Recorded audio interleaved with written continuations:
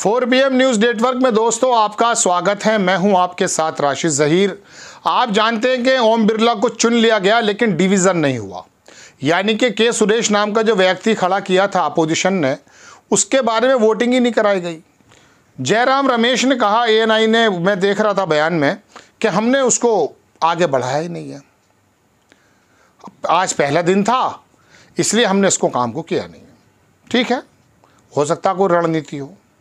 वहीं अभिषेक बनर्जी जो हैं वो थोड़े नाराज़ नज़र आए और उन्होंने कहा कि अगर एक आदमी भी अगर चाहता था तो ये डिवीज़न होना चाहिए, ये होना चाहिए था। जो ओम बिरला के बारे में भी पता करता कि कितनी वोटों से वो लोकसभा स्पीकर बने हैं, और के सुरेश जिनको लेकर आया गया था उनके बारे में भी पता चलता।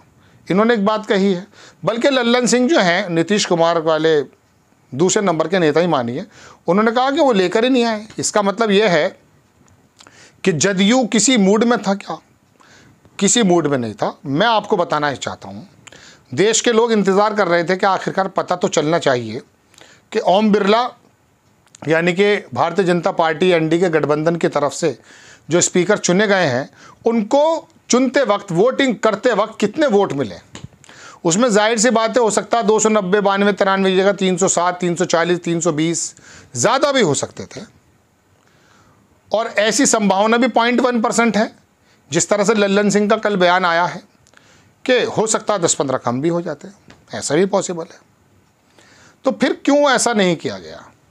और अभिषेक बनर्जी का ये सवाल बिल्कुल जायज़ नज़र आता है कि अगर सदन के अंदर एक बंदा भी चाहता तो डिवीज़न तो होना चाहिए था, पता तो चलना चाहिए था।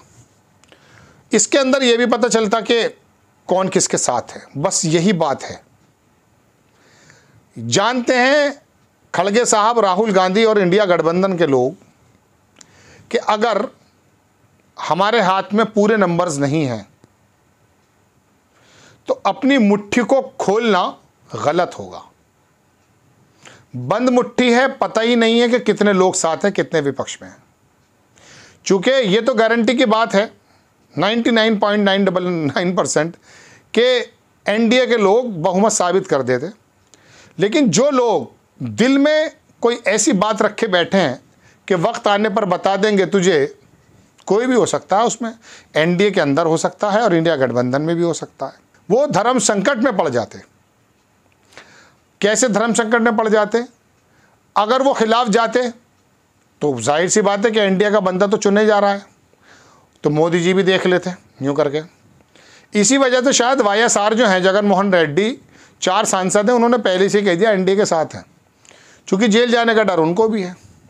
तो अब हो सकता है थोड़ा सा लेट हो जाए कि साहब 4 सांसद थे, हमने तो पहले हामी भर दी थी सरकार, इसमें क्या बात है, काहे की नाराज़गी की बात।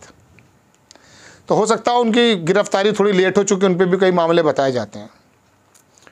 ऐसे मालूम नहीं कितने लोग होंगे इंडिया गठबंधन की तरफ कि वो धर्म संकट में पड़ जाते। अगर मोदी जी के खिलाफ जाते तो ED और AD जो भी थे वो यूँ करके देखने लगते, अच्छा ये भी है।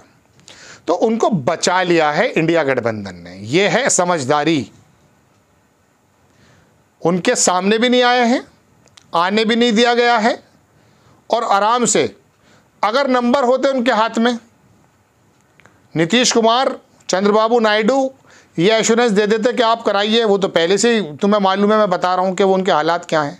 आपके सामने कितनी भी खबरें आती रहे, अरे साहब जदयू करने वाला है यार, सरकार गिरा देगा, ये अभी फ़िलहाल झूठी खबरें हैं सब। ऐसा भी नहीं है, उनको अपने अपने मुफाद की पड़ी है भाई। वहाँ चुनाव है बिहार में, नीतीश कुमार टस से मस नहीं होंगे अभी 6 महीने साल भर। अभी थोड़ा वक्त तो गुजरने दो, तब जाके इंडिया गठबंधन पलटी मारेगा। पलटी इन द सेंस उन लोगों के अंदर भी करेगा, चूँकि राहुल गांधी ने भी कहा कि बहुत लोग हमारे कांटेक्ट में हैं, और हो सकता है अमित शाह के भी कांटेक्ट में हो। तो ऐसे समय में अगर डिवीज़न हो जाता दोस्तों, तो इंडिया गठबंधन की कलई खुल जाती। 10, 20, 30, 50 लोग हो सकता है वहाँ पक्ष में वोट दे देते, और उस समय फिर गोदी मीडिया क्या करता? गोदी मीडिया ये करता, देखिए साहब भले ही 300 वोटें ना मिली हों, सीटें ना मिली हों, 350 लोगों ने तो समर्थन दे दिया मोदी जी को, उनके स्पीकर को समर्थन दे दिया है। समझ रहे हैं ना? तो अपने लोगों की शर्म को बाकी रखा उन्होंने।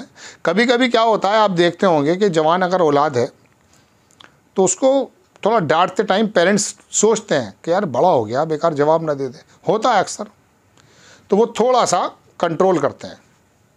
ऐसे ही ये सारे सांसद इसी प्रकार की जवान औलाद हैं। इनके कौन सी इनकी पूंछ फंसी हुई है, कौन सा सीबीआई में मामला चल रहा है, ईडी की कौन सी नज़र है, सब के ऊपर नीचे, क्योंकि सभी इधर उधर सब मिक्सअप मामला है। आप इन्हें ये मत समझिएगा कि आपने फरिश्ते चुन के भेजे हैं। सभी लोग हैं, हम ही आपके तरह हैं सब। किसी की कमज़ोरी है, किसी की आसानी है, बस मामला थोड़ा सा दबा हुआ है। तो इंडिया गठबंधन ने बहुत समझदारी का फैसला किया है। एक साहब कह रहे थे नहीं साहब डिवीज़न होना, जैसा अभिषेक बनर्जी कह रहे हैं, अरे भैया डिवीज़न होना तो चाहिए था, लेकिन मैं बता रहा हूँ ना कि अगर आप एश्योरेंस देते कि हमारे पास नंबर्स हैं, आप जदयू और नायडू से कहते कि आप आ जाइए, पहली बात तो आपकी तरफ आते नहीं, लेकिन अगर वो एश्योरेंस देते तो तब ये काम करते, अपने पत्ते खोलते। आप मेरी बात समझ रहे हैं ना? मेरे बात बताने का मतलब ये है कि इंडिया गठबंधन के जितने भी साथी हैं, सांसद हैं, अगर उनको वोटिंग करने का अधिकार दे दिया जाता या डिवीज़न हो जाता, तो अगर ओम बिरला के खिलाफ वो देते तो मोदी जी के तमाम तंत्र जो हैं एक्टिव हो जाते उनके खिलाफ। ये एक डर रहा होगा, जिसकी वजह से जयराम रमेश कह रहे हैं कि हमारा पहला दिन था और हम जो है कोई माहौल को बिगाड़ना नहीं चाहते थे। ये बिल्कुल सही कदम हुआ है। अब 2, 4, 6 महीने 8 महीने बाद, जैसा कि अभी मालूम है आपको, 16,000 करोड़ रुपए का तो पहला ही प्रपोजल पड़ा है नायडू साहब का कि साहब हमें ज़रा कुछ काम करना है, राजधानी भी बनानी है। कई लाख करोड़ रुपए की उनके पास है। उधर जो है वो भी नीतीश कुमार भी कह रहे हैं कि साहब वो जो विधानसभा चुनाव फ़ौरन कराओ, भारतीय जनता पार्टी चाहती नहीं कराएं। इसी बात पर वो लालू को छोड़ आए थे। तो अभी तरह तेल देखो, तेल की धार देखो, जैसे इनके मुफाद पूरे नहीं होंगे, जो हो नहीं सकते। मोदी जी चाहने के बावजूद भी स्पेशल स्टेटस दे नहीं सकते। समझ रहे हैं आप मेरी बात? तो कहने का मतलब ये कि अब इनके अंदर जब तलखी होगी, अभी तो बिल्कुल वो हाजी के गुलाम हो रहे हैं सब, मैंने नाम नहीं लिया किसी का। तो जब थोड़ी सी तलखी होगी उस वक्त मारा जाएगा हथौड़ा। तो अभी तो फिलहाल बात ये, लेकिन ये एक अच्छा कदम है इंडिया गठबंधन का कि उन लोगों ने डिवीज़न नहीं कराया, वरना हो सकता यह है कि उन लोगों को मजबूरन ओम बिरला को ही चुनने के लिए वोट करना पड़ता और पता चलता है ये 240 की जगह ये 100 बचे हैं। तो लेकिन उनका भरम भी रह गया है और जो है उनकी बात भी नहीं खुली है। इंडिया गठबंधन को लग रहा है कि वो हमारे आदमी हैं और हैं भी वो उनके, तो उन्हें जो है किसी कसौटी पर कसने की ज़रूरत ही नहीं थी। यही काम इंडिया गठबंधन ने किया है। हाँ, थोड़ा सा जब डगमगाएगी कश्ती तब काम बनेगा। अब नज़ा का है आलम, अपनी मोहब्बत वापस ले लो।